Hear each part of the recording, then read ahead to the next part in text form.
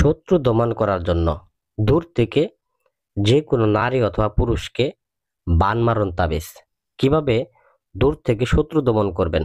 অনেক ভাই এবং বোনেরা শত্রু দ্বারা ক্ষতিগ্রস্ত অতিষ্ঠ হয়ে গেছেন। শত্রুরা জ্বালাতন করতে করতে একদম পিঠ দেয়ালে ঠেকিয়ে দিছে, আপনার আর কোনো উপায় পাচ্ছেন না। আপনার হাতে যদি অন্য কোনো উপায় থেকেও থাকে, আপনি নিরাপদে একটা তান্ত্রিকের মাধ্যমে একটা ব্যবস্থা করতে চাচ্ছেন যাতে করে আপনার কোনো ক্ষতি না হয় এবং কি কেউ জানতে না পারে, এবং নিঃশব্দে গোপনে যাতে করে একটা শত্রুকে আপনি দমন করতে পারেন। তো কিভাবে এই কাজটা করবেন? কুফুরি একদম পাওয়ারফুল একটা বান মারণ বিদ্যা।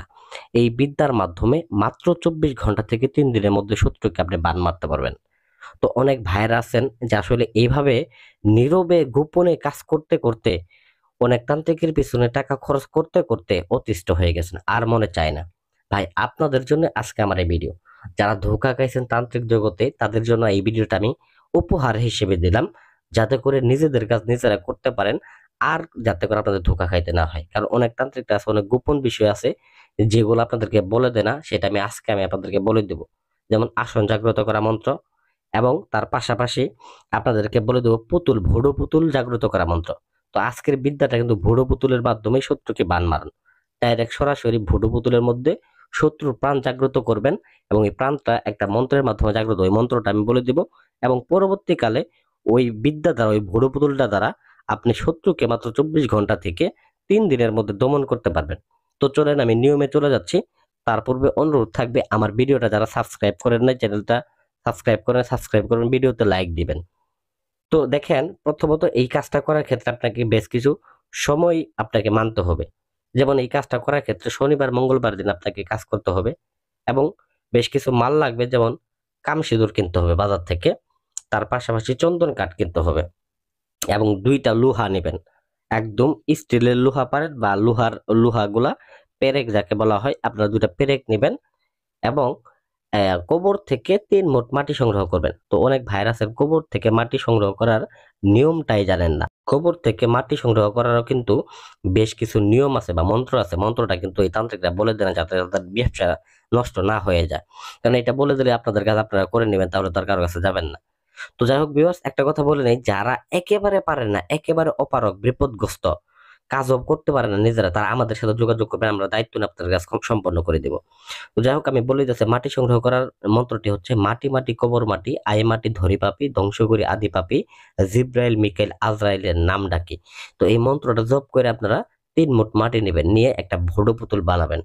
বানানোর পরে প্রথমত আপনারা কি করবেন, আসন করে বসবেন, মোমবাতি আগরবাতি জ্বালায় নেবেন, পাক পবিত্র হয়ে বসে তারপরে এই ভোডো পুতুলটা মাটি এইগুলা দিয়ে ভোডো পুতুল বানায় নেবেন। একটা পুতুল বানায় নিয়ে এই পুতুলের মধ্যে নকশাটা অঙ্কন করবেন। বিশেষ করে ভিতরে একটা মানে সাদা কাপড়ের মধ্যে অঙ্কন করে এই নকশাটা অঙ্কন করে দেখেন নাম লেখা আছে, পিতা নাম লেখা, যেখানে নাম ওইখানে লিখবেন শত্রুর নামটা, যেখানে পিতা ওইখানে শত্রুর পিতার নাম। শত্রু মেয়ে হলে সেক্ষেত্রে মাতার নাম লিখে দিবেন। লিখে দিয়ে তারপর আপনারা কি করবেন, এই নকশাটাকে আপনারা ওই পুতুলের মধ্যে ঢুকায় নেবেন। ঢুকায় নেওয়ার পরে ভিউয়ার্স, তারপরে আপনাকে মন্ত্র জপ করতে হবে, এবং ওই যে পেরেক বা লোহা নিতে বলছিলাম ওইটা ঢুকাই দিতে হবে। তো পুতুলে প্রাণ স্থাপনের মন্ত্রটা কিন্তু খুবই মারাত্মক একটা জিনিস, এটা কিন্তু কেউ কাউকে বলে দেয় না, কারণ এটা তান্ত্রিক জগতের মধ্যেই থাকে। আমি গোপন আজকে আপনাদের মধ্যে এই রহস্যটা ফাঁস করে দিলাম। এবং এই প্রাণ প্রতিষ্ঠা করতে পারলে কিন্তু আপনি এই পুতুলটার মাধ্যমে যে কোনো শত্রুকে আপনি ক্ষতিগ্রস্ত করতে পারবেন, যে কোনো কাউকে। এটা সে বিদেশে থাকুক, দেশে থাকুক, যে কোনো জায়গায় থাকুক। তো আমি মন্ত্রটা বলতেছি, তারপর অনুরোধ করব, এটা কিন্তু সাধারণ ব্যক্তিবর্গের ক্ষেত্রে ব্যবহার করবেন না, শুধুমাত্র শত্রু নিধনের ক্ষেত্রে বা একেবারে পিঠ দেয়ালে থেকে গেলে সেক্ষেত্রে আপনারা এটা ব্যবহার করবেন। তো যাই হোক ভিউয়ার্স, পরিশেষে আমি মন্ত্রটা বলতেছি: কালিনীর মন্ত্র জপে মন্ত্র বলে জীবন জাগে। আবার বলতেছি, কালিনীর মন্ত্র জপে মন্ত্র বলে জীবন জাগে, প্রাণ আই পুতুলের মাঝে, অমুকের প্রাণাত্মা। এখানে যে শত্রু নামটা বলে দিতে হবে, অমুকের প্রাণাত্মা বন্দী হলো সব সত্তা, জেগে উঠুক এই পুতুল, হয়ে যা পুতুল আত্মা। ওম কাল চামুণ্ডে জীবনং বন্দনায়ং কালিনীং কালী, অমুকং আত্মা জাগ্র করশনায়ং সাহা সুদা কালিকা নমস্তুতে। এই অমুকং এর জায়গায় অবশ্যই শত্রুর নামটা বসায় দিবেন।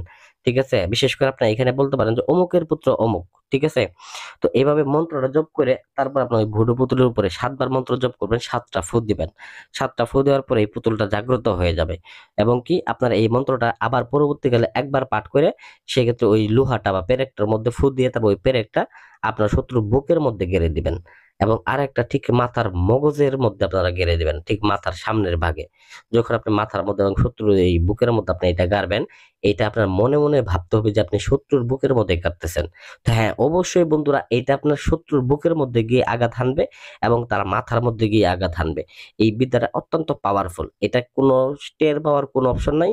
কারণ এটা যখন ২ টা আপনি পেরেক যখন একবারে গাড়বেন, সঙ্গে, সঙ্গে শত্রুটার মতো দেখা গেছে যে ধীরে, ধীরে মানসিকভাবে ভেঙে পড়বে এবং তার ভিতরে কি একটা হতাশা কাজ করবে। দেখবেন ২৪ ঘন্টা থেকে ৩ দিনের মধ্যে ওই শত্রুটা স্ট্রোক করে মারা যাবে। কোনো বাপের ক্ষমতা নাই তাকে বাঁচানোর, কোনো ডাক্তার, কবিরাজ কারোর বাপের ক্ষমতা নাই। তার শরীর যদি বন্ধ থাকে তারপরে ওই চালানিটা ভেদ করে ঢুকে যাবে। এটা অত্যন্ত পাওয়ারফুল একটা বিদ্যা। তো আশা করি আমার ভিডিওটা ভালো লাগবে। ভিডিওটা যদি ভালো লেগে থাকে অবশ্যই ভিডিওতে লাইক করবেন, চ্যানেলটা সাবস্ক্রাইব করতে ভুলে যাবেন না। এরকম আরো আকর্ষণীয় ভিডিও পেতে। ধন্যবাদ সবাইকে।